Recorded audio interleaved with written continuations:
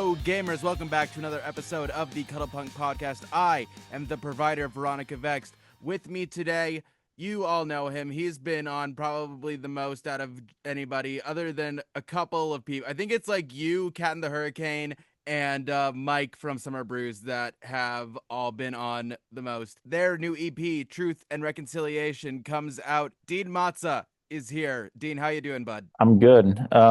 Just got home from some errands and a 10-hour shift, but I'm a night owl, baby. We're locked in. This is the latest I've ever recorded one of these fucking things. You're welcome. So happens when you don't get home from work until like 9 o'clock. I get you. I get you. See, I get home around like 11 or 9 most of the time, and I am still like, I'm in bed around like 1, dude.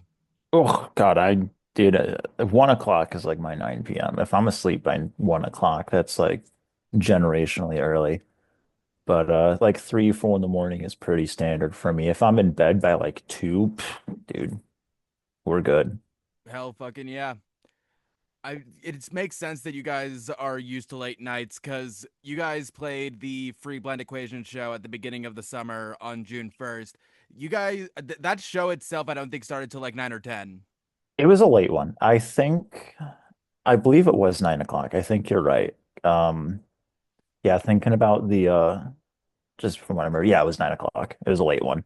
But fucking that's still one of my favorite shows we played. That God, dude, like fucking Val and Blind Equation. Like I don't have to tell you guys about Blind Equation, James Blind but Equation, friend of the show, friend of all of Chicago, a best friend of every trans woman who's ever existed.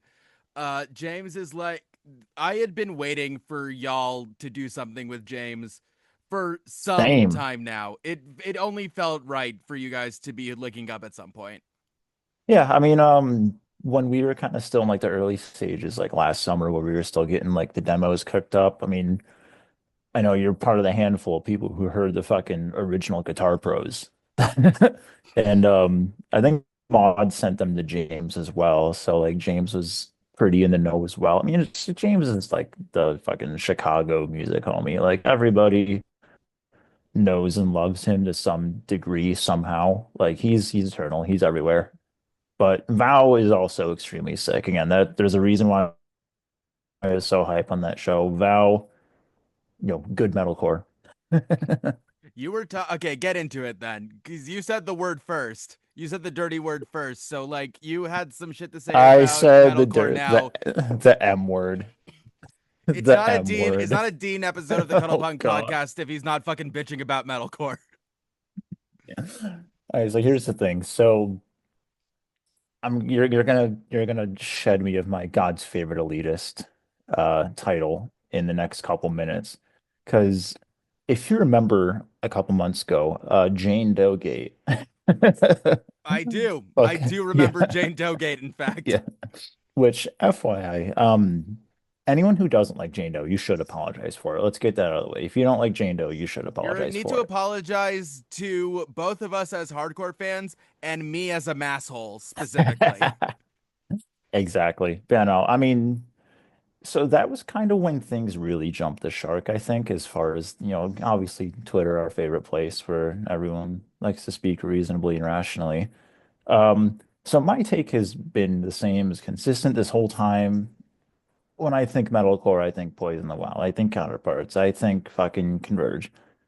The mean stuff, the angry things. That's to me that is still what it should be. Like yeah, like obviously yeah. When I think metalcore, I think you know scary. I don't think pop hooks or anything. But um, sorry, let me backtrack a little bit. So when I think metal, you could probably just fucking cut the stuttering a little bit. Sorry. You know Let me that's just take a not gonna sip. happen. You know that's not gonna. No, you don't know that's gonna You're. happen because you don't watch this show. I do. I watched them with Andy a few days ago. So I do watch actually. I actually do watch. You do watch. You watch the ones But you're interested in. I watch the ones where I know the person. Right. Yeah. Obviously I know and love Andy, so I was gonna watch. Lost me the hotelier part. I don't know anything about hotelier. But continuing. So my take is consistent. When I think metalcore, I think the scary stuff. I think the Poison of Walls. I think Converge. And I still think that way. Like I think we are at the point. with just the way things have gone. Granted, it did start with like the legacy bands, like kind of going a little bit softer, like Prada is like Prada Architects and Bring Me were like the three who like really started to kind of embrace the more melodic aspect. I don't want to say like super poppy, but you could tell they were bringing in like pop sensibilities. I think that's when things really started to change. And we are at a point now where like we probably should be making a distinction. But then it dawned on me recently. One, I'm 28. I don't have time for that shit anymore. Also like going back to Jane Doegate, that kind of was like, oh yeah, no, there's actually nothing productive here to talk about, actually.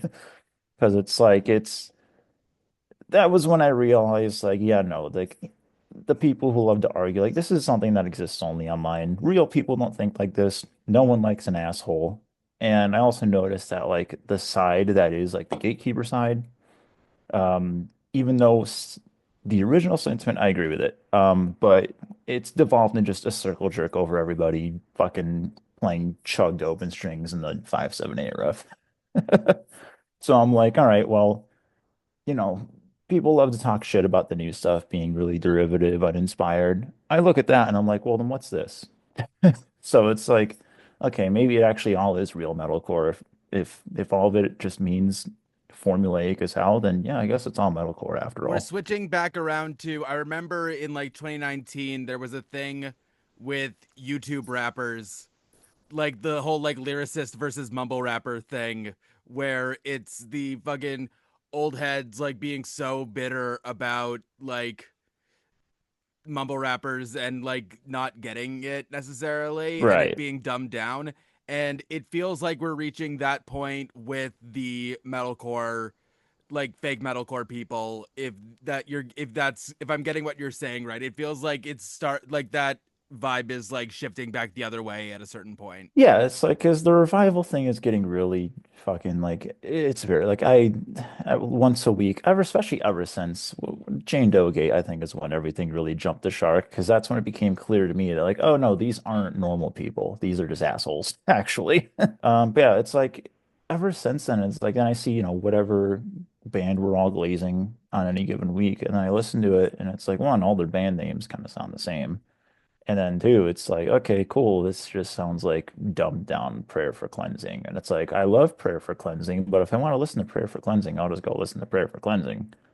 Um, like I love a lot of the revival bands like Balmora, Delilah, the fucking a lot of the Killing Me Softly, Journal, another Halo band, by the way, and like Cauldron. Like there's still plenty of good shit, but there's also fake metalcore that's like pretty okay. Like Death of Peace of Mind by Bad Omens is a good record. I love the new Prada. New Prada is fucking great. So it's like, all right, well, it's not really a question of being good. Um, it's like it just kind of all ends up just being a subjective mess. Because like there's stuff that look, man, if you really want to go down that fucking can of worms, if you really want to open that, okay, then let's look at if it has singing, it's not real metalcore anymore. Oh, if it has a hook, it's not real metalcore anymore. Okay, cool. Buy Kill Switch, buy Bullet for My Valentine. It's like, is that really a can of worms we want to open?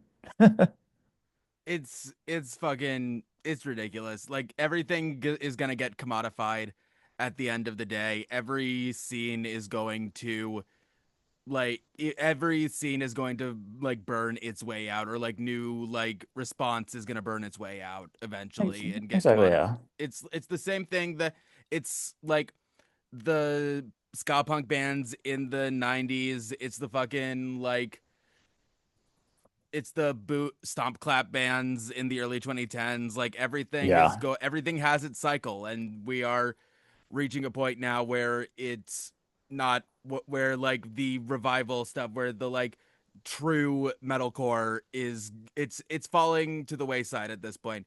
All of the metal that I've been really digging this year has come more from the like black metal, like the new like the Death Heaven. I Oh don't know yeah, if that's a great record. I don't know if you do you know Sphere?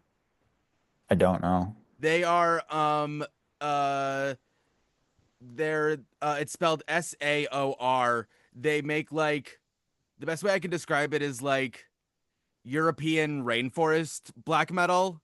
It feels foggy and misty in a way that I Uh, like really really fuck with. that seems like something Nico would probably get down with. So, but yeah, I mean, it's like I kind of feel like we overcorrected because I mean, like you've fucking spoken to me about music a lot, a couple times even. Like Couple my two or sen three, maybe. Well, just a couple hours online about it. But I mean, look, my the sentiment I think isn't incorrect. It's like, yeah, we are kind of at a point where like, we could probably start differentiating some of this. Um, Counterpoint, who the fuck cares? It's all made up anyway. for All sure. right. And like we've overcorrected as a result of like your sleep tokens and all that fucking jazz. We've overcorrected where now it's just like all these people fucking circle jerking each other because they know what the Unholy Confessions riff is and they know how to drop tune their guitar. It's like, cool, man. It, uh, it's just I it's know like that you were we're getting. going backwards to a fault is what I'm trying to say. We're going backwards to a fault. Like, it's everyone's trying to sound the exact same, just as this thing of like, oh, we're the real metalcore bands now. It's like, cool. And now you guys kind of are all playing hot potato, writing the same song. I know you're talking about like going back to an extent. I know you were threatening after Back to the Beginning happened, the Ozzy Black Sabbath show, that the entire that EP3 is just going to be like all standard tuning riffs. But one, it's not going to be an EP, I'll tell you that much. Let's go, But baby. yeah, I mean, I also just like, I mean, obviously that's what we all learned on too. Like, I grew up on like Metallica, Megadeth, the early Ozzy records with like Randy Rhoads and shit. So it's like, And the thing is, you can tell with again, I've listened to the tracks on the yeah, new EP at this point, like the finished like masters and everything. I remember you sending me like the demos and everything. The very first thing that I thought, oh, we're going Slayer with it this time. We're yeah, going no, like full Slayer with it this time. Hell yeah, brother. yeah. So I guess this is a really good segue to actually talk about the fucking band instead of me bitching about Twitter drama. But yeah, I mean, because like EP1 was very much like three of the four songs on EP1. So Scorched Through Spine, the all three Drop C songs, those were all old ideas that I had from like just previous bands I was playing in. Like I was playing with PJ, as you know. And so I was just kind of I had all my guitars set up a certain way, and like those are like some of the riffs I came up with, like, hey, maybe I could do something with this. Leech, well, I guess Scorched was technically the first Splitty song ever written because that song actually is like was technically the first one that was ever complete, and it also is like 98% unchanged from my original Guitar Pro. Let me just fly 1 second. Um, but then outside of Scorched, Leech as well. Leech was the first song I wrote after the band had formed. So from then on, that's kind of when I was like, okay, well, these first three songs are my kind of beatdowny riffs. They're still nerdy as hell though. So after that, I was like, okay, I'm gonna make clear to everybody that I grew up a thrash kid and just got way too into Converge and Terror as I got older. Totally. I think like Leech is still my favorite song on that first EP. I remember that one It'll stuck always be my out. favorite from that EP. That one stuck out like instantly. Like you can that is the one where you could like a lot of the other three songs are like very like politics in like a vague, not a vague form, but in just like a broader form. This one, it like at a worldwide stance. This one, it feel there's Leech's political, but it's much more personal coming from Yeah. like obviously coming from Maud writing those lyrics to it. Yeah, exactly. And that was kind of the same way with I almost call it the working title with Vigilance as well. Vigilance was originally planned to be on the first TP, but I didn't finish writing it until like 2 weeks before we were tracking drums. And by then, like Jay was going out of town to go overseas at Lionheart. Me and Maud were doing Modify at Bummer Summer, and by virtue also Scum Drop. And then Nico was going out of town, so it's like it just didn't fit the time frame for EP1. Um, so Vigilance and Leech, at least lyrically, I'd say it was probably like 3 or 4 months between me finishing the two instrumentally, but lyrically they were written very close together. So it's kind of a similar train of thought with both, where it's like, yes, you can pull politics out of it, but it is probably more personal than political. I remember I was talking to Scum Drop about this at the final Bottom Bunk show because Tenmo played. I I went to Autumn and I went to Coachella back in June. The amount of people that I knew that were talking about Splitty specifically, it's really like we talked about this. Like it's an emo festival. Yeah. I would not be surprised if you get a call in the next couple of years. Like that scene is focused on you guys. You are converting some fucking emos. It's so funny. It's like it was kind of like a joke at first, like, oh, we're Midwest Emo's favorite hardcore band, because like obviously Maud cut her teeth in like Midwest Emo for, I mean, pretty much everything after like 2018. And obviously I played in, the previous incarnation. I played in Normalcy, I played in Modified, but I was a stage ornament. I didn't write the songs. And then obviously fucking Scumdrop, like excluding people who know Lionheart, who know Jay from Lionheart, Scumdrop would be like the most famous member of the band. And I definitely credit the two of them for that. But it's really funny that it's like we're a really weird converging point for a lot of different people. It's been really cool to see. Like I was talking about it with Andy. Like if it's up to me, you like from what I can see, you and Tenmo are like if there's any bands that are gonna come out of Chicago to like play like bigger sets, it's gonna be the two of you guys. Scumdrop's gonna be the busiest motherfucker Yeah, alive. right. I mean, I fucking hope so. I'm sick of going to work as much as I don't hate my job to pieces. I would like to not have to do it. But I mean, obviously, I don't need to fucking tell you guys how good Tenmo is. Like Nico, or my guitarist, he's also upstairs sleeping because we live together. Like he's like a pretty pure metal dude. He gets down with like Britney Spears and all that shit. He has a soft side for pop, but it's either pop or give him blast beats recorded in the shittiest way possible. He likes 10 One Summer. And like I don't know if there's anything more I need to say outside of that. Like we have you think I'm a fucking elitist, dude. Talk to Nico about music for 20 minutes. I And had to even he listen gets to you guys talking about Avenged Sevenfold in the back of your car on the way back from Better Lovers in Indianapolis, motherfucker. I am more than aware. Yeah, that's very true. But yeah, I mean, again, if his ass fucking likes Tenmo, and look, there's no blast beats in that band. They're good. If you're not learned already, the fuck's wrong with you? I have sent I get it, you're scared to too many people to and have it like give off the exact message that I wanted it to for anybody to say that Tenmo is not something special. Yeah, no, they're great. And again, it's like, especially like with emo, I never thought I'd ever talk about emo on a podcast, but especially like with that, it's like we've had so many years of sad white boys, like boo fucking who, your girlfriend broke up with you, like whatever. You're sad that you don't like your dad. Like, let's get something like it. Let's get some fucking love in here. Yeah, one, let's like not saying like I need everything to be fucking happy, but it's like I could only hear this stuff so many times before I'm like, oh my God, shut up. And then like on top of that, it's last thing we need is another band of a bunch of fucking white boys. And Tenmo's very much not that. They stand on fucking business.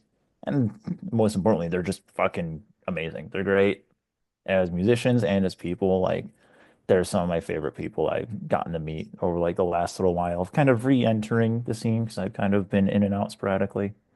But they've definitely helped me like learn to love Chicago music again. Charlie did give my girlfriend bottom surgery with the Sony PSP at y'all's first show, to be completely fair. That's it's a crazy combination of words. Going back to just like it's been a good year for it's been like metal and hip hop are probably the genres that I think have been doing the best this year. It hasn't been the best year for music, but in those two genres it's excelling. Oh We yeah. we definitely it's been a great year for metal. It has been a fucking rough year for metal. It's been a rough month for metal. We lost Ozzy. Just the Yeah. way like I've been to your apartment. I know how much Randy I and mean, Ozzy meant to fucking you. right there, you can look, Yeah. trying to get it right. There you go. And there's another one at the front of our stairs. I mean, I play Randy's guitars. Ignore the open space. We had a roommate trade, so we're still redecorating the basement a little bit. But Randy's staying there. He's specifically above my amp, not Of Nico's. course. I mean, granted, I mean, like Nico, it's interesting. So this was what, 2 weeks ago now? I'm trying to get the time right. Yeah, I think this is what, 2 weeks ago now he passed away. Scarlett Um, called me while I was on my way to work just to like and asked me if I was sitting down, which I wasn't. I oh was on my scooter, but like she was the one to tell me, and it empty is the only really like yeah. word that you can use for it. Yeah, I mean, dude, I was at work. It was like a little bit after 1 o'clock. I got up just to go fucking pee. And like, so I'm sitting there, doing my fucking shit. And as you do, you scroll when you're in the bathroom. First thing I open, Ozzy Osbourne dead at 76. And like out loud, I was like, you've got to be fucking kidding me. Like, I stopped working for like 2 hours after that just to like regain a bit of composure. No tears were shed, amazingly. I don't know how I managed that. But yeah, like I had multiple people, you included, texting me to make sure I was okay. Fucking, I got home and me and Nico had like a 45-minute existential crisis because we became friends in high school because of the Randy era Ozzy records. Like, had either of us not liked that record, or if just his career just took a different life, like, dude, without that, like, Nico and I, we talked about it again for like 45 minutes. We had a fucking crisis over it. Like, ha if it wasn't for those records, we both agree we would have never spoken in high school. We wouldn't have become friends. We wouldn't have become roommates. And most importantly, the band wouldn't exist. Because, like, either of those things change, and, like, it's just everything takes a completely different trajectory. Like, I'm probably still in the suburbs fucking hating myself not playing in a band. Like, if not for that chain of events, like we had a full-on existential crisis. Ozzy was just one of those people. Like I can tell you my first memory of Ozzy Osbourne. There is a the Kermit and Pig album. It's a bunch of covers with the Muppets doing like duets with certain like artists. There's like Kermit does Dream Dream by the Everly Brothers with Linda Ronstadt. But the best one for me is it's Miss Piggy and it's Ozzy and they're covering Born to Be Wild by Steppenwolf. It's the That dopest seems shit like ever. something he would. That seems like something he would do, honestly. Yeah.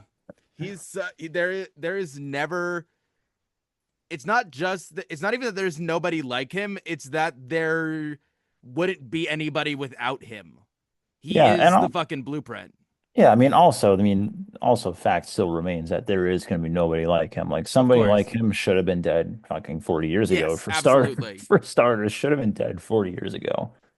But yeah, I mean, like, I so Ozzy, like, I think I probably would have started playing guitar regardless. But like, hearing those Ozzy records was what made me be like, all right, yeah, let's do it. And I want to sound like that specifically. So I was like, I mean, yeah, he's literally like the reason why I do music. Or at the very least, he's the reason why I turned out the way I am, for better or for worse. I think it's just what else can you say other than he will be missed terribly, but also you can't feel too bad. There is nobody who lived a fuller a life than Ozzy Yeah. Oh Osbourne. man. Yeah, I mean, he He lived to lived 70, seven full lives. 76, but he lived like he was 150. Like, again, the fact that we even got him this long is kind of a miracle. Mm-hmm. I want to talk more about the actual EP. I'm so sorry. What is the fucking name of this goddamn thing again? Truth and Truth Reconciliation. and Somebody Reconciliation. somebody hasn't played enough Halo. I barely played any Halo, dude. I think I started playing one. Like again, I've got Lily's 360 over here. I There's a story about Halo that I will tell you after we talk about this actually. Yeah, I mean, that's the game that the ship is actually in, so you picked the right one. Gotcha. Let's talk about the EP. What were your intentions going into this record specifically? Cuz it again, it feels like it's coming from a different place than the first EP. Yeah, I mean, kind of like what I alluded to in EP1. Earlier when talking about EP1, it's like, again, three of those four songs, were old ideas. And on top of that, like when I was workshopping them initially, I was like trying to be a little bit, uh, little maybe like a little bit more on the nose hardcore, maybe a little bit dumber, but just by the nature of who I am, that's just not gonna happen no matter how hard I try. But either way, like those songs are written in, a certain way that wasn't like super second nature to me. Again, that's why I said like Leech is probably like the first real Splitty song. Even though Scorch is written before it and just kind of happened to be perfect right away, that wasn't necessarily conscious, if that makes any sense. Like I wasn't thinking like, oh yeah, let's be like thrashier, fucking do X, Y, and Z. Like that just kind of happened to be a perfect Splitty song by accident, whereas Leech was written after the band had formed, and I also just was like ready to finally start with like new ideas. Just because Scorched, title track, and Spine were mostly old ideas I had. So EP2 is kind of where I was like, okay, well, I got all my dumb shit out, so let's write just what I would write instinctively, which is weird, thrashy nerd shit. I remember you guys like you played all of these songs at the Blind Equation show at the Bottle. I remember just being like, because I was impressed by like I was at y'all's like first two shows. I remember Right. being impressed by how cohesive you were at that point. Playing the new songs, it's like there is no, it's a different level. That is a machine that you guys have when you are playing those fucking tracks live. Those people were going insane, just like Yeah. scum drops bass lines on this fucking thing. Oh yeah, Scumdrop went fucking You guys crazy. I probably mean, have the best rhythm section in hardcore right oh now. yeah, I mean like Jay's really it's really funny in Jay because like with anyone who knows Lionheart knows they're like a really like straightforward like beatdown band. Like it's I say this with love because we need our dumb beatdown bands. It's stupid as shit in just such a great way. But it's like if you listen to that, like you're not hearing fast shit. Like you hear the D beat on like the first two records. And those were, when we were at least when I was in middle school. So it's like people hear Lionheart and then they hear us and they're like, when the fuck could that guy do that? And then Scumdrop, dude, like Scumdrop is like a third guitarist sometimes. Like they're fucking crazy. They weave in and out of like normal rhythm section parts and then they'll jump in and like harmonize with the guitars. Or me and Nico will be doing something and then Scumdrop will kind of like do what would be traditionally a lead line. Like it's my little non-binary Cliff Burton. Like they're insane. I was gonna say like it's Cliff and it's like it's Lemmy in a lot of ways too, where like the bass is like the star of the show so much of the time in y'all's recordings. Yeah, and it's like, and again, it's amazing because like the writing formula is still the same for as the first EP was, where it's like these are, me sitting in my basement, noodling out ideas and then throwing them together on Guitar Pro. I will say for this time around, like Scumdrop did contribute a few riffs, like the intro for Snake Oil, that whole kind of drony thingy where like there is like a really kind of like off-kilter bass lick. That was Scumdrop's engineering. And then the riff, the really mathy part that bounces between 6/4 and 5/4, because I have to do that, obviously. That was kind of a marriage of like an idea I had, an idea Scumdrop had, and then the whole middle eight of Stabbing Me Gently, where it has like the time changes and the bass is like very clearly the lead instrument there. That was, Scumdrop's design, and then I wrote around it. And Scumdrop is like me, where they like weird shit. So like they already wrote it in like an odd time, and I took it and made it odder.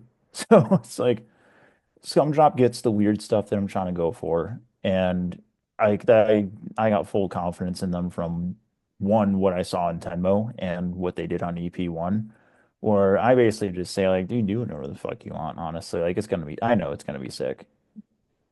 Just like it's so what amazes me about y'all's EPs consistently is the just like I think I mentioned this last time. Like it's just the sequencing is so fucking good for y'all. Baptized in Snake Oil, Truth and Reconciliation, Stabbing Me Gently, Vigilant.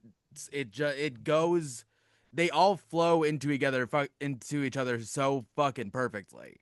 Thank you. Yeah, unlike the first EP, because with the first EP, they they were ordered just in the order that I wrote them. It just kind of happened to work, which is really fucking funny. This one I did think about a little more. Honestly, it's probably ordered in opposite order because Vigilance, obviously, that we played that our first show. We've been playing it live the entire time. That song's a year old at this point.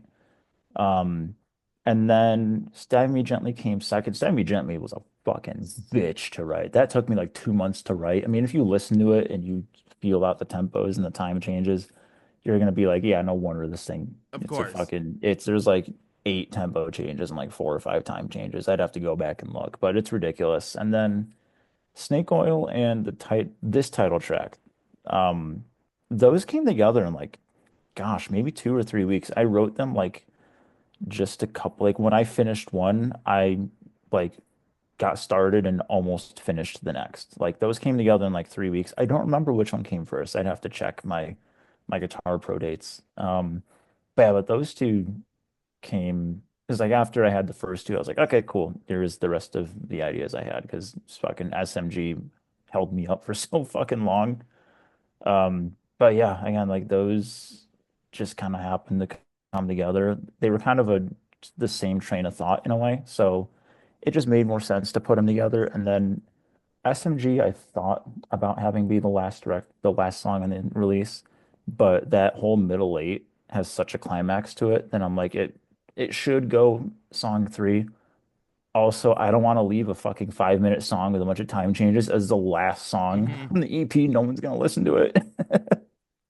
I remember I was joking with Mod was tweeting about how like y'all are like frustrated with being asked if you're a hardcore band or a metalcore band because y'all don't know either. And I like don't I fucking know if remember they're I I remember don't fucking know. joking I remember joking about how y'all should just call yourselves crossover just to piss people off.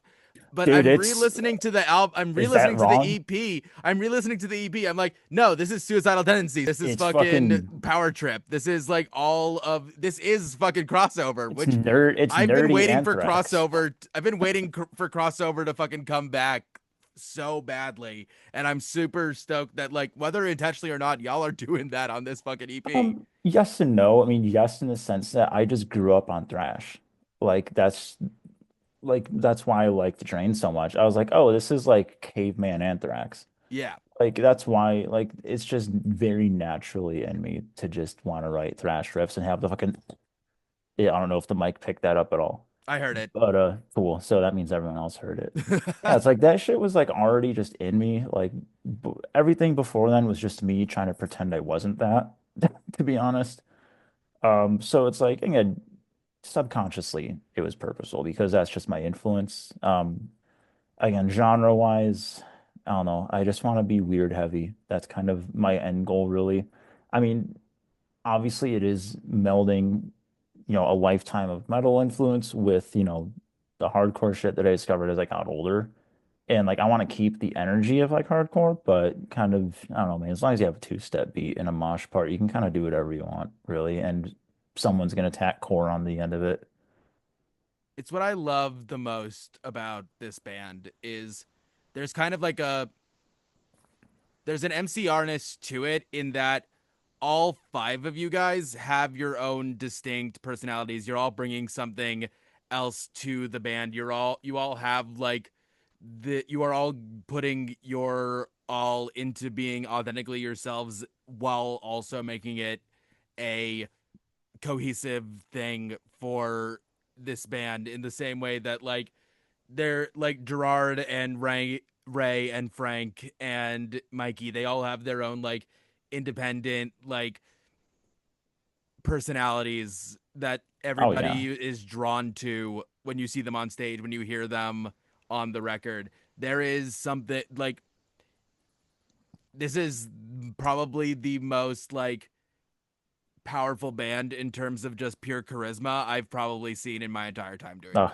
thank you. I mean, it helps that like we all have just been playing for all. Nico's the only one. Like this is Nico's first like band, but That fucking shocks me. keep in mind, me and Nico were fucking sweet picking in his basement when we were fucking 15, 16 years old, and he also was like a debate I don't know if he did debate, but I know he was like a theater kid. He was like a very, he went to, Nico? yeah. Oh, I know. Shock, right? I am shocked. Yeah. I mean, As like a he was, former theater gay, I got nothing of that from him. oh, I'm sure you got absolutely nothing from it. As if the fucking mesh shirt and painted nails didn't give it away. But yeah, like he did like theater, he did like jazz band in high school. So like he's used to performing. It's just here's a couple chug riffs and some nerdy harmonies. Also, you have to count past four, sorry. Like yeah, and then also like Jay's been playing professionally for almost 20 years. And then me and Maud have been playing together on and off for 10 years. So it's like it's not our first rodeo. As a band, yeah, obviously it's our first time, but like by no means is this our first time on stage. And as far as like the creative voice part, the fact that it kind of has come out like that on the releases is really kind of been pure coincidence because like much of the writing is still on my shoulders here, but like it's gonna be proven even more true as we get further along because like I mean I told everyone from the get-go I was like I'll write the first couple, but after that second one you guys gotta start giving me riffs because I'm gonna run out of fucking ideas. So that's gonna come through even more so when we get to the next release, where it's really like I know like there's stuff that Nico's been workshopping that I have on my computer that I've kind of dicked with. Scumdrop just sends me their weirdest shit that doesn't fit with Tenmo, and I'm like, I'll make it work. So it's like it's gonna come through a lot more, but I mean it's just kind of a happy coincidence up to this point. Granted, you could also say maybe I'm like there's parts where I'm subconsciously thinking like, oh, Jay's gonna like this, oh, Nico's gonna like this riff, or like, oh, I think Scumdrop can probably pop off here. So like maybe it's a subconscious thing, but the conscious part will come later on, especially. I can't wait for everybody to hear how cohesive and how incredible the new EP is already, even before we get an album. Truth and Reconciliation out. When we come back, we are going to be talking about another band that Dean was inspired by when it came to making music. We're going to be doing the Rise Against bracket. We'll be right back with more of the Cuddlepunk podcast. Welcome back to the Cuddlepunk podcast. I am your host, the provider, Veronica Vext. With me today is one of the members of the only band that I have been stupid enough to get tattooed on my body for the entire time that I have been doing this show. Dean, this better not end up like the last fucking band that you had when you were on here. Dean from Well, SPLITJAW is here. I mean, well, we did the one episode already, and it's been a That's year true. since then, so Hey, that's great for this fucking show. you're resetting the timer. Exactly. Um, Oh dear. One of the earliest bands that Dean and I bonded over was Rise Against. We are doing yet another bracket with Dean. Last time he was here, he suggested that if we did this again, we had to do this one. This Oh yeah. is the Rise Against bracket, 64 Rise Against songs. Dean, talk about your introduction to Rise Against while you stew over the fact that over being reminded that I was introduced to Rise Against through MGK's cover of Swing Life Away that he did with Kellen Quinn. Oh man. We're not going to talk about that, but yeah, I mean, I obviously being from Chicago. So when you're from Chicago, there's everyone. I mean, this might also just apply to anybody who has a place they consider a hometown. There's always going to be an artist that you just do not fucking play about. And obviously, like everybody around us, it's Fall Out Boy, you included, probably even as a transplant. But for me, it was Rise Against. A what Um, plant? tell me this plant is trans? I had to. I had no choice. God. Oh Lord. But anyway, so first hearing Rise Against, it was just somewhere in like the MTV days, just because like Savior was fucking everywhere, obviously Swing Life Away as well. But also like they were in, like most good things in the world, they were in Guitar Hero. They were in I think it was Guitar Hero 3. I'm a little fuzzy. I think it was one of the bonus songs in Guitar Hero 3, if I'm not mistaken. And then Re-Education Through Labor was in Guitar Hero World Tour, which I actually just rebought. I haven't owned the game in like 15 years, but I found it on The for like five. best Guitar Hero. I found it for like $5 on eBay. Fucking has Mr. Crowley and Crazy Train. Yeah, it sure does, baby. Just based on those two songs alone, it's one of the better ones. World Tour was the only Guitar Hero that I ever owned. That's how I got into fucking Beastie Boys and Steely Dan and like That might have been when was reintroduced to Paramore, honestly. God, yeah, they have the mo dude. They had mocapped Haley Williams. They had mocapped Ozzy Osbourne. They had fucking Jimi Hendrix, dude. Hmm. I was like 12 years old. I was like, I thought this guy was fucking dead. Why is he in the game? So, but yeah, but that's pretty much where it came from. Like, I heard the songs in Guitar Hero, and then I was like, oh, and they're from Chicago. That's kind of cool. And then I didn't start getting insane about them until probably 2017, 2018, when I was in Bad Jokes with Maud and then Rocco and Dylan from Life Looks Good. Like, we've been friends for that long, like since the suburb days.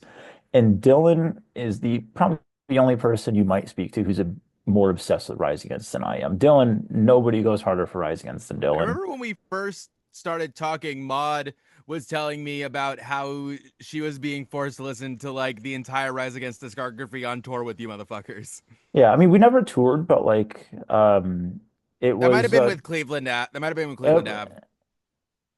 Uh, I don't think anyone in Cleveland Avenue liked Rise Against. Fair Not that I'm enough. aware of. Not that I'm aware of. I mean, I haven't really spoken to the guys in a while, but not that I'm aware of. But just like because in the Bad Jokes days, we were all still living in the burbs, so like we'd practice in my basement of like one of my childhood houses, and when we'd go hotbox Rocco's fucking shitbox, and then go to Buffalo Wild Wings, and we would always listen to Rise Against because of fucking Rocco and Dylan, and like that's just kind of how I really started to get super exposed to them.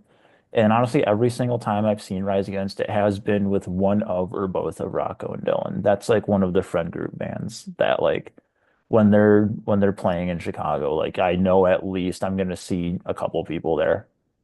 The first time I saw Rise Against was, I think it was with Fall Out Boy. It was the second time I saw Fall Out Boy. I had seen Fall Out Boy, but that was in 2018. That was the first Fall Out Boy Wrigley show. It was MGK, Rise Against, and fucking Fall Out Boy. Oh my God, that's nuts. It Oh, was a really quick crazy show. side tangent. Just so people know how deep it goes, this is a Halo Infinite water bottle, UNSC right there. Had to throw that out there. But Of yeah, course. I mean, again, it's like they're to me, they're the Chicago goats. There's a Nisi Lounge up in Wrigleyville, which is the only good bar in Wrigleyville. I wish I could take it and put it in a good part of town. Mm-hmm. But there's a bartender there who like is like childhood friends with Tim McElrath. And we were there once, and Dylan was losing his. I was losing my mind, but Dylan especially, because she was talking about like his old like high school bands that like only the real fucking sweats know about. So it's like you can pretty much. I liked them already, but you can pretty much blame Rocco, mostly Dylan, from Life Looks Good for me getting insane about them. I am so excited to go through this with you. We again have 64 songs on this bracket. You all know how it works. We're going to go through it all until we have one winner. First up, I put the cover on here first Yeah, because so it's it's the most popular 7 songs from each of the 9 albums, and then I had one left over, and I wasn't about to put in the new singles, so yeah. I'm I'll gonna. say the only miss they've ever had is probably going to be the new record, but I remember texting you when I heard the first single for the first time. I'm like, why are they fucking going Volbeat with it? I was like, it was, don't get me wrong, it was fine. I mean, they're a band that like they're up there with like Avenged Sevenfold, My Chem. By the way, thank you for mentioning My Chem earlier because they're top three all time for me. Hmm. But yeah, it's like they're up there with like My Chem, Avenged Sevenfold, Periphery, Metallica, where like it kind of doesn't matter what they do for the rest of my life because everything they've already done is so good that like they could just flush a toilet and fucking plug it into a JCM 900 and I'm probably gonna like it at least a little bit. If I ever start streaming, I'll have both you and Nico on for the Sevenfold one because I don't know shit about fucking Sevenfold. Oh, dude, that's another band that me and Nico bonded over. Hmm. He's a little bit harder about it than I am because he has the Sinister Gates Schecter, and he has a tattoo. That'll do it. He has That'll a do death it bat tattoo. But now him for me and Nico is Randy Rhoads and Sinister Gates. for sure. Were like our two kings that we bonded over. Our first 2 songs on the bracket are "Making Christmas" from from the Nightmare Before Christmas covers album versus "The Good Left Undone." I mean, I look, I love to dump on campy ass cover. I will say Making Christmas was a fun listen. Hmm. But unfortunately for Making Christmas, The Good Left Undone is A, an original, and B, genuinely a really good one. It Like is. that song would beat a lot of others that are on here. So it's Absolutely. not just winning by default, it's winning because it should win. Hmm. Ready to Fall versus Last Chance Blueprint. Um, I wouldn't say I have super strong feelings towards either of them. I Hmm. would probably say Ready to Fall though. Yeah, I'd probably unfortunately. say Ready. I don't have like super strong feelings about either, but I'd say Ready to Fall. We neither of us have like a lot of experience with those first two records. Yeah, I mean, fucking siren sound, like obviously, like that. I'll listen to that fucking motherfucker Right. front to back. Like RPM and the Unraveling are the only two that went a little by the wayside after the Alive and Well residency. Then I started getting the RPM, Hmm. and like there are songs on here that I'm looking at. Like, yeah, that's you know, That was one of the I first times that we like hung out, that we ran into each other at a show, and it was like a that couple of was days yeah, after I had come out. yeah, because I think yeah, as we met at emo night, like I Yeah, think it might have been like literally the week or so before, I think you're and right. then Yeah, yeah. Um, and then I forget, was that one of my near-death experiences too? I would say so. I think you got dropped. You definitely got dropped that night. I think you Yeah. got dropped, and that's when I saw you. Yeah, that's probably right. You probably saved me from cracking my head open. Yeah, I mean that was What as else is new? yeah, as usual. I mean, another time where I came close to death and came out without even a scar. Hmm. Uh, But yeah, what a week that was, man. Disparity by Design versus My Life Inside Your Heart. I'd probably say Disparity by Design. I just know that one a little bit better. Nowhere Generation versus Ever Changing. I might see. I really liked Nowhere Generation as a record, but This title track isn't very The good. title track is one of the weaker ones on the Yeah, record, so I'm going Ever Ever Changing. Changing. One of our first few blowouts, That's I that's a think. that's a tough one. Behind Closed Doors That's versus Give It All. man, it's Give It All is one of the ones that like it has to be a Hmm. real banger to beat. Like you're it's Yeah, that's a hard one to beat. it's gonna I go. don't know if I've actually they might have played it during the residency, but if they didn't play the residency, I don't think I've heard them play it Give It All live yet. I've heard it. I think I've heard them do Give It All at one point. It was fuck it. I think it was at like, I want to say it was at either Huntington or Riot 2021. They did Give It All because that was, If they played it at Huntington 2021, then I would have heard it, and I just don't remember it because that was like I was in the pit the entire yeah. time, so I know for sure I got hit in the head. I would argue that's like that is probably the hardest song vocally for Rise Against, even to this day. I think like just that hook is high. It's higher than people recognize it to Yeah, be. and he's like drinks all over Siren. Like, dude, he's adding grit to his voice. Yeah, he is Like he's big not time. only is he hitting notes, but he's adding grit to them. Hmm. That is hard to do. It's Give It All. Yeah, it's giving, yeah, obviously. Moral of the story, give it all. This is one that's going to be controversial between us, I believe. Hero of War versus Welcome to the Breakdown. Hero of War is my least favorite ballad of theirs, and I would say it's probably one of my least favorite Rise Against songs. I do like it. There's a funny story about that song. So when they played it at the residency, I remember after they finished it, there was one dude who was chanting USA, and it was so funny because everybody around us was like, "Have you've heard the song, but Do you know this? Do you have know you the band? listened?" Yeah, one, you're seeing a band called Rise Against. Hmm. Also, two, you've heard the song clearly, but you haven't listened to the song. That is No. very much not a patriotic, that is not a pro-military song. But Also, with that said, Welcome to the Breakdown is so much better. I'm a I feel I don't know how you feel about it. I am a massive Wolves defender. I think that Wolves is a really really underrated Yeah, Rise Wolves Against is record. fantastic. I Yeah. mean, like I think all I find good in all the records. They're Yeah. a band that doesn't miss for me. Monarch versus Satellite. This is so hard I because know, I dude. Satellite is, I think Satellite is the best song from Endgame, but Monarch is, I think, might be their most underrated song. I'm going Monarch for I think sure. Monarch, yeah. I have to agree with you there. Monarch is, and I'm so glad they played it at the Metro residency, which Hmm. I was like, I heard that and I heard State of the Union. I'm like, whatever money I paid to be here was worth it. Speaking of songs that made the residency worth it, S- Paper Wings versus Wolves. We got to see them perform Paper Wings in the United States for the first time in over a decade. Yeah, I mean, it's got I to be was Paper on the Wings. balcony when that first riff hits, and then by the time they get into that first verse, I am in the middle of the pit going as fucking hard as I possibly can. It's Paper As Wings. one does. I'm surprised you didn't jump off the balcony, which again, full respect to Wolves. Wolves is awesome. Yeah. Again, that's a really good Hmm. record. And that's also just a fantastic song. But Paper Wings is one of those ones where it's like, dude, what can you do? It's unfucking believable. Yeah. House on Fire versus Broken Dreams Inc. This is a very hard one for me For me, personally. this is extremely easy. Broken Dreams is cool up until the bridge where he goes, Broken Dreams, Yeah, Broken yeah, Dreams. yeah. That bridge fucking ruins the song for Hmm. me. So House and Fire for House on sure. Fire. House on Fire is, if you name a song House on Fire, it will probably end up being one of the most underrated songs on said album and in your discography because the Menzos did the same thing.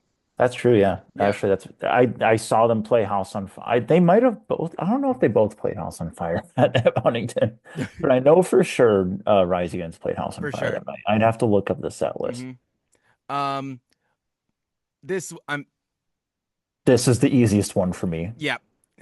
Yeah, This I is don't gonna even. be a very hard one to beat for you. I know. We were talking about that when I was putting the playlist together. I know State Yeah, of the Union is gonna be a very hard one for you to beat. I'm not gonna spoil it, but you're Yeah. right. Uh-huh. But no, that song, they didn't play it at Huntington, and I was like, I thought I kind of knew they weren't going to because like by this point it's a pretty old song, obviously, Hmm. and I know they in did that the one at grand the scheme of things, it is a deeper cut. In the grand scheme of their discography, it is a deeper cut. For the people like me, people like Dylan, people like Rocco, that's their best song. that is the hardest song that they've ever done. That is Yeah. the heaviest fucking thing that they've ever Oh, done. yeah. I mean, obviously, it's no secret why I fucking like it. Right. But yeah, I mean, when they played at the residency, because at the Metro, as you know, when you crowd surf the Metro, they don't want you, they push you No. back. I'd crowd surf during that entire song at the Hmm. Metro. I remember that. That was fucking sick. Alive and Well is such a good song, but Savior is one of the fucking songs. Hmm. Like, you, Rise Against is a band that I try not to big brain it too much because their hits, as someone who is a Rise Against ball knower, Savior is one of their better songs. It's Absolutely. you can't argue against it. Like you're just kind of trying to be a fucking big brain contrarian if you say otherwise. Let's be real here. Shit Not rules. not a great video. Yeah, I mean, I don't know. Music videos are kind of there's very few I think genuinely good. They're fun. Music That's videos are fair. fun. I'm not there because I think it's going to be a fucking highest quality thing. For sure. Architects versus the Great Die Off. I I'd probably lean architects. That's fair. It I also can go with ages that very one. well considering the large and grace things going around right now. That's I Here's the thing. That song aged well. The flag's still up. There's nuance to that situation that you can like see happening. Neither of them look great in any of this. Yeah, I read it and I was like, you guys both kind of I would have just rather not know about this period Yeah. because like you two clearly have something you need to figure out Hmm. together. Like we need to know less about each other. This one's this sucks. Life That's a Less tough Frightening one. versus the Black Market. That is a tough one. That is a hard one. This might be a bit hot. I'm leaning the black market. I think I'm leaning the Black Market too. I think I'm leaning, but again, Life like Less Frightening was I it. am, I've come around on it. It was not originally a favorite for me from Siren Song. again, the thing is, Siren is loaded with some of their best songs. Yeah. You know, what can you do? Swing Life Away versus A Beautiful Indifference. Again, another case where it's like I love A Beautiful Indifference, but Swing Life Away is It's one of the Swing fucking Life songs. Away. It's one of the fucking songs, dude. Like my favorite memories of live music is every single time I've been able to hear Swing Life Away. where it's like literally like arms locked with all of my friends and we're singing it and trying not to cry. Other motherfuckers had Wonderwall for their acoustic guitar Oh, songs man. for girls. Swing Life Away was my acoustic guitar song for girls. Yeah, I'm gonna say I don't understand why Wonderwall's so big. I hate that song. Valid. The singing's bad, it's boring. Like, I don't know. I haven't listened to any other Oasis. Maybe they're great otherwise, but that song fucking sucks. I'm sorry, y'all. That song fucking sucks. It's fine. It's fine. Great Awakening versus Injection. I'm gonna go Injection, Yeah. honestly. I'm thinking Injection. It's hard to go against Suffer and the Witness. I mean, if we keep going long enough, I'm gonna say that about at least every Yeah. record at least once. Mm-hmm. Sudden Urge versus Like the Angel. I'm leaning like the Angel. Yeah, Sudden Urge is good, but there's way better on that record, I think. absolutely. Granted, someone's probably gonna say the same thing about like the Angel, Yeah. but still. Broken English versus Dancing for Rain. I'm leaning towards Broken English personally. I was gonna say this one's pretty easy for me, Broken English. Yeah. If it's fast, it has a good chance of going Mm-hmm. forward. Torches versus the Numbers.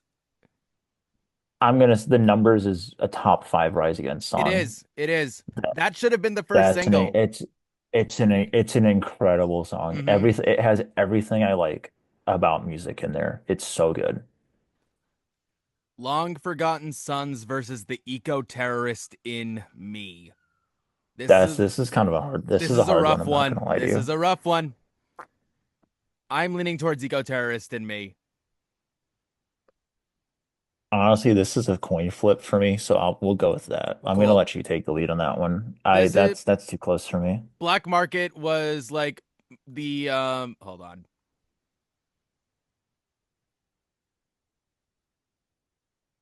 Yeah, there you go. Son of Oh, a no, there you don't go. Well, it's fine. I I don't give mean, a shit. look, it's fine. It can Yeah, stay. They we were know pretty it. much, You see it on the line. You know which one it is. yeah, Yeah, Eco Terrorist. Like Black Market was the first song album that I got into as a Rise Against fan. Like the first one that they had dropped when I was like around for it, and that's gonna come into play later on during this as well. that's Um, valid. Far From Perfect versus Worth Dying For. I'm gonna go worth. It's too much of a classic. Worth Dying For. Yeah, I'm going worth dying for Yeah, it. Again, it's you can't lose with either of those, but worth no, dying for is just again that's one of the songs. absolutely. Help is on the way versus The Violence. This is another hard one for me. Um, Help is on the way I don't for know. me What are you is my thinking? it's my favorite version of that thing that they do where the bridge doesn't sound anything like the rest of the fucking song. This is true. I can go with Help is on the way. Again, Yeah. this one's a toss up for me. I'm cool with Help is on the way. Mm-hmm. 1000 Good Intentions versus Heaven Knows. I'm going to Heaven Knows. Yep. I know that you don't think this one Oh, is oh hard, but boy, here this we one is go. infuriating for me. And I'm willing to concede to you because it's you're the guest on the show. I Yeah, I personally, mean, between Prayer of the Refugee and Audience of One, I'm picking Audience of One every single time. yeah, I mean, 99 out of 100 people will say Prayer of the Refugee. I only say 99 out of 100 because you are the one who wouldn't. I am the bar, baby. You are the four out of the five dentists. You're the one out of the five. Yep. Bullshit versus Survivor Guilt. Bullshit. Bullshit. Uh, yeah, we'll go bullshit. Yeah. Halfway There versus Politics of Love. This is another close one. What do you think? I might be leaning halfway there. I think Halfway There. That's just I'm just glad yeah, that we're getting that a was my lot. We're first getting a thought. I lot was like of halfway. We're getting a lot of RPM representation on this thing. Yeah, again, like even though I said like off the beginning, like that obviously that wasn't one that I knew as well, but I again thanks because they played so many of those songs at the residency that Hmm. like got me learning that record a lot better. Blood to Bleed versus Remains of Summer Memories. This I could probably take or leave either, but I'm gonna go Blood to Bleed. Yep. If you don't care about two of the songs, the one that is on Siren Song of the Counterculture will probably win. Pretty much, yeah. Yep. Forfeit versus The Dirt Whispered. It's Dirt Whispered for me. Yeah, it's got to be Dirt Whispered, but Hmm. I do love Forfeit. That's a great song. That's a great acoustic song. I get the slightest feeling these next two decisions are going to be another one where I am the 90, where I'm the one out of the 100. Um, Make It Stop versus Reeducation Through Labor. Make It Stop is too important to me personally. You know, re-education is the easy answer, but I do kind of agree with you with Make It Stop. That's one of my favorites off Endgame, whereas re-education is not one of my favorites off of Appeal Season. I So I'm would I'm gonna agree with you argue on that one. that There's our hot one. There's our hot one right there. absolutely. Make It I would Stop over argue that Make It re-education. Stop is probably the most direct political message that Rise Against has probably ever fucking made in one of their songs. State of the Union. State of the Union, but also like It is up it there is for it sure. is It's harder up to there for say gay sure. rights in 2011 than it is to say fuck George W. Bush in 2004. That is very true. That is very true. This is another one that's gonna another one out of the 100. Tragedy plus time versus Kotov syndrome. It's tragedy plus time for me. I would go Kodov syndrome. I don't feel strongly enough, so I'll let you have tragedy plus time. I love tragedy plus time. I don't, I there's won't. I don't. I do prefer Kotov, but it's not one of those ones where I'm going to fight you over it. it's a super it is probably their poppiest song, but I love it. I love the hook there is unreal. Methadone versus Under the Knife. Might be a bit of a hot one, but I'm going methadone. Methadone. I'm going methadone. There's like a guitar hook. There's like down it, down it. Mm-hmm. It's like kind of sounds like Johnny B. Good a little bit. That shit, like that is the reason why I remember what that song is. Mm-hmm. Black Market. It's really fucking good, y'all. Yeah, no, it's as far as their records go, I think it's probably the most underrated or Mm-hmm. most underappreciated, I think. Absolutely. Like They're doing even different. like yeah, you could tell they went like a little bit, I don't want to say poppy, but they kind of went a little bit heavier on melodic They're doing in that something song. A lot more different like on this album for lot sure. They're doing something lot different. more like very obvious major key Yeah. stuff. People Live Here versus Dead Ringer. I feel like it's got to be People Live It's got to be Here. People Live Here. Gotta be On People Live. certain days, it's that one over Swing Life Away for me. That hot one. That's a hot one. On certain days, dude. The Art of Losing versus Certain Talking to days. Ourselves. Talking Last to one in round ourselves. one. Talking to ourselves. That's talking to ourselves for sure. While we before we move on, some of the emissions. So, in keeping with that record, sounds like has Rise Against wrote a breakdown, and it's awesome. And Middle of a Dream as well. Like those two, I think are for sure top 15 Rise Against songs. And then on Appeal to Reason, Strength to Go On not being on here is tough. That's, I think, a top 10 for sure. There's a couple of songs off of there's a couple of songs off of a couple of different albums that missed it for me. There's definitely one on Appeal to Reason that I can't remember off the top of my head that I was shocked didn't make it. Collapse Post America should be Yeah, on here. that's a good one. That's a real good one. Fucking Hairline Fracture and Entertainment too. Yeah. We got Oh, entertain. Hairline Fracture I for think we sure. got Entertainment's live debut at the first Metro show. No shit. I think so. I was looking back through the set list earlier today to brag to my friend that was in town. Nice. It's what I'm here to do.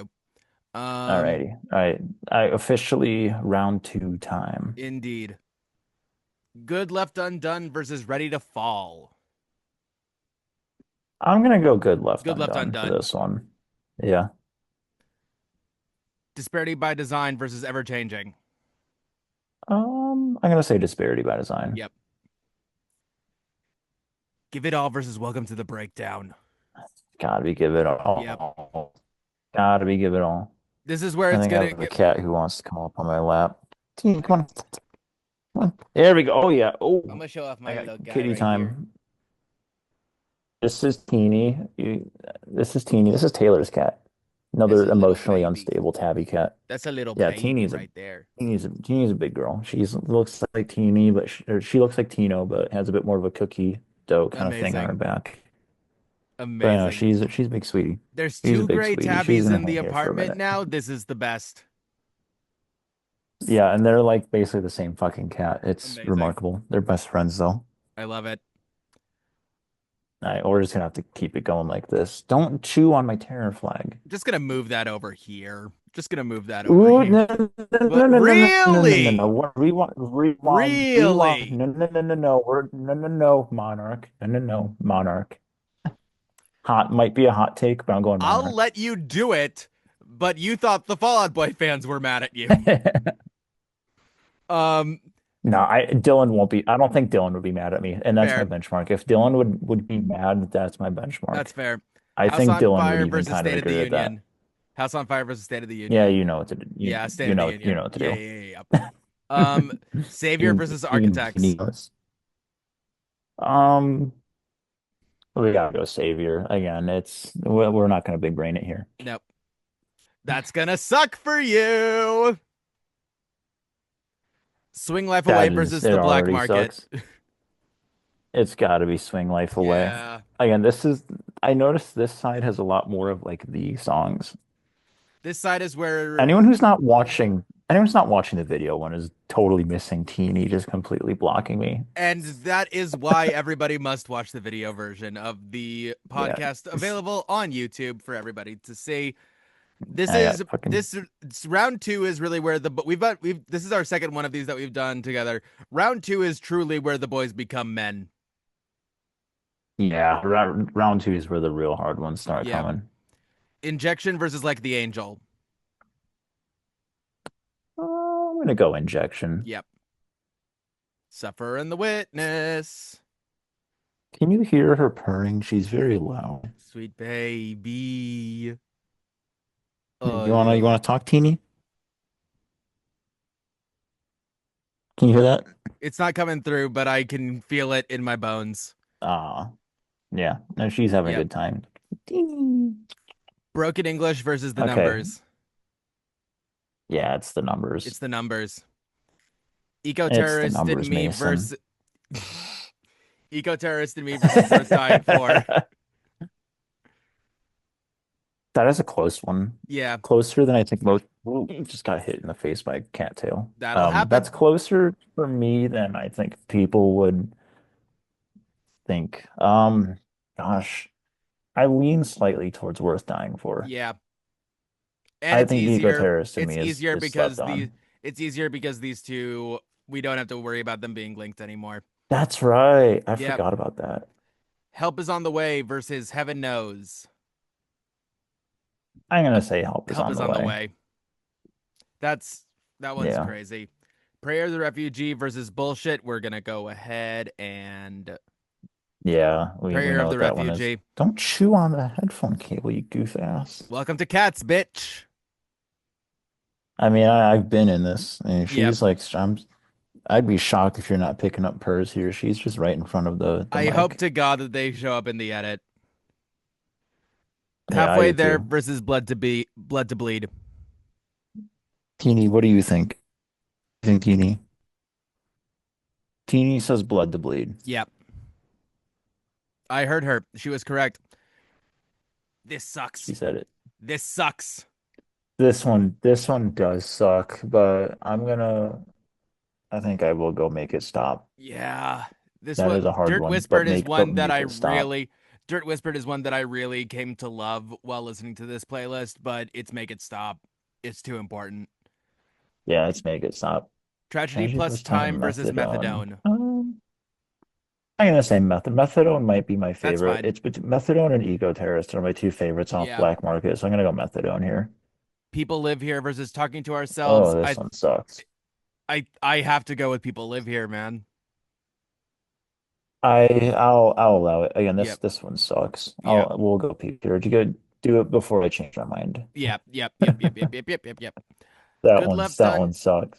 Good Left Done. Round three. Good Left Undone versus Disparity by Design. I don't think I can say good left undone. Yeah. Disparity by Design had a really good run. Give It Oh, All versus this is a Monarch. brutal. This one's brutal. Oh man, I this love one's this a show that I've fricker. made to Holy torture my shit. friends. I I understand what give it all means to everybody, but I Mhm. listen to Monarch so much more. Yep. I Yep. listen to Yep. Monarch so much more. Nowhere If there's Generation one is that fucking peak, dude. if there's one that might make Dylan mad, it's that one. I think I'm gonna agree with you there. I think that one would make Dylan a little bit mad. State of the Union versus Savior. Look, it's hard, but for me it's very easy because it's say the fucking State of the Union. fucking Union. But this would otherwise be a Yep. very hard round. State of Dude, the Union Savior has going been, out in round three is a yeah. Yeah, that's it like, man, sucks. That's how the shuffle brutal. went, man. That's tough. Swing Life Away versus Injection. And keep in mind, whichever one Oh, you pick has to go against State of the Union. say swing life away because I feel like it has to be swing Mhm. life away. The Numbers versus Worth You Dying nearly For. pulled my damn head. I'm gonna go the numbers. The Numbers. That's Help an easy is one for me. The numbers. Help is on the Way versus Prayer of the Refugee. Oh, that's a hard one. Yeah. How do you feel about this? I'm an Endgame like Die Hard. I really love that record. I know that people think it's a weaker one, but I really love it. I but it's Prayer of the fucking Refugee. But I wanted Prayer of the Refugee to go out in round one. That is true. So I mean, we can go help is on the Help is on way. the Way. Again, that one's a toss up for me, Yeah. honestly. Blood to Bleed versus Make It Stop. We'll go make it stop. Make It Stop. And then Methadone versus People Live Here. I think we could go people live here. Yeah. This is I mean, I listen to Methadone probably more, but I mhm. think people live here makes more sense to go forward. Our Elite Eight, round four. This is gonna get rough. The Good Left I'm going Undone versus Monarch. Monarch. It is Monarch. Monarch. It's Monarch. State of the Union versus Swing Life Away. I hate you for this one, but this should have been the final two. I'm It going should State of have the State Union. of the Union. It should have been the final two. Hmm. It's State of the Union. The Numbers versus Help is on the Way. The numbers. The numbers, It's Mason. the Numbers. Make It Stop versus People Live Here. This one's a this I'm gonna make you make this decision. This is the what this one's gonna hurt you more. It's gonna hurt me. I'm making It you make is that call. I'm making you make that call. shit. Like I Make want It to watch you Stop. squirm. Make It Stop was my first favorite Rise Against song, and then People Live Here is probably my current favorite Rise Against song. And it's for two Oh man. very different reasons. Like again, I want to make you squirm. I'm making you squirm. I want to see this. you and many others. Um, I'm gonna go with. I have to go with People Live Here. I I think, part of me is shocked, but it's again like I was gonna be surprised no matter what you yeah, picked, yeah. to I be think it's honest. People Live Here. I Make It Stop. What it comes down to is what makes me cry more often. That's very Make It see Stop. that's a good benchmark. Make It Stop makes me cry when I see it live. People Live Here makes me cry when it gets stuck in my fucking head. That's very fair. That is the big difference there. I don't know if people I would have thought that we were gonna have two songs from Nowhere Generation in our I top four. I loved that record. Yeah, Fucking see, it's funny because it's their first record versus their most recent, yeah, which I think just shows how fucking great this band is. they are. They The fact that they're writing songs that are as good as the ones from 20 years ago, like I said it on fucking, Twitter. They I'm, are the most dude. consistent band in punk rock. Like I know I'm not gonna be writing fucking bangers in 20 years. Like, nuh-uh. Mm. That's why Rise Against is the GOAT. Monarch versus State of the Union. State of the Union. The numbers versus It's people like live when we did here. the oh here's the thing, is this I think this one is where we're gonna have to argue Yeah, because I say the numbers and I I'd know say you people would live say here. people live here. I think it's more. I think for the state, for the sake of the bracket, it is more interesting to have one of their softer songs versus the hardest thing that they've ever made. I would I would agree with you. And it would make a good final two. Hmm. For these specifically, again, this is mostly for you, not for me, because I would say the numbers easily. It's are you thinking of what's the better song, or are you thinking what makes you cry more? I think here's what I'm gonna do. Dean, I know you know this. It's been a rough 365 for your girl Veronica Vext. Um,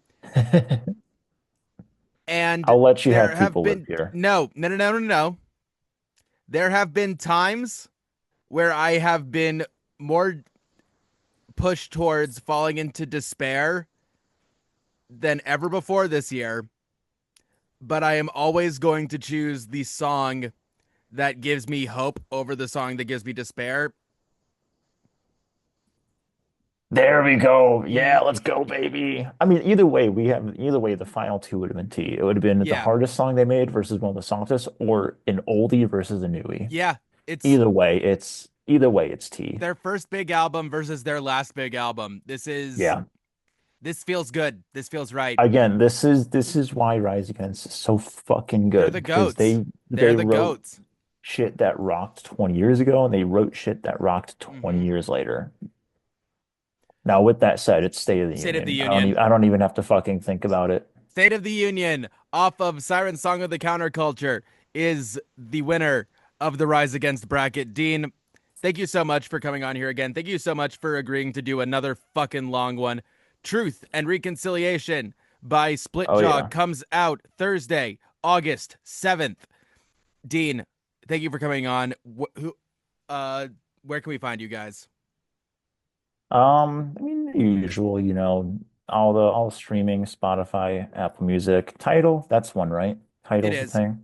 And then of course the socials, Instagram is where I'm well behaved. Twitter is where, I mean, I'm pretty well behaved on the Twitter. I mostly tweet about shit You're that I more well think is behaved on awesome. Twitter on the band account than you are on your main. Honestly, the band account basically is my main It is now. your main now. But It yeah, is your main now. it pretty much is. I mean, I only go on my personal one to talk to bitch about day-to-day things and to bitch about hockey.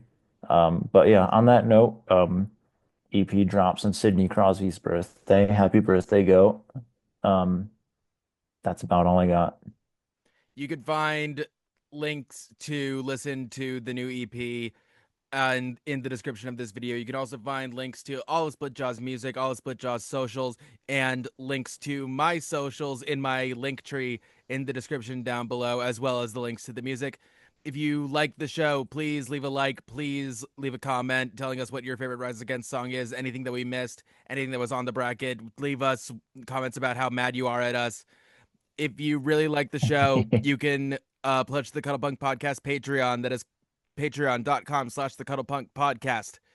The logo for the show is done by Lauren Young. You can find her Instagram in the description. The theme song for the theme song for the Cuddlepunk Podcast is "Lose a Turn" by Mod Stout of SplitJaw Hardcore. Dean, it's I know Splitty. her. We got another month left of Splitty Summer, baby. Let's make it a good one. Don't forget, still year of the draw, baby. Year of the fucking draw. Hell yeah. Jaw. You're the job. Perfect.